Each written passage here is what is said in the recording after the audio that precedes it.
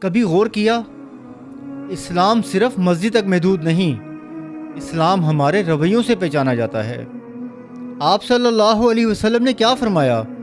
مسلمان وہ ہے جس کی زبان اور ہاتھ سے دوسرے مسلمان محفوظ رہیں۔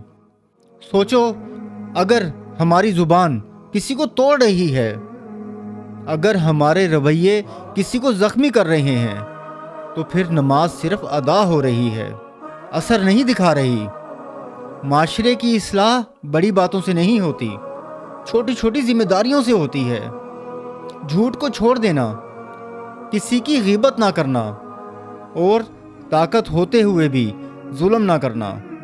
اسلام ہمیں یہ نہیں سکھاتا کہ ہم صرف اپنے لیے اچھے ہوں، اسلام ہمیں یہ سکھاتا ہے کہ ہم دوسروں کے لیے محفوظ بن جائیں۔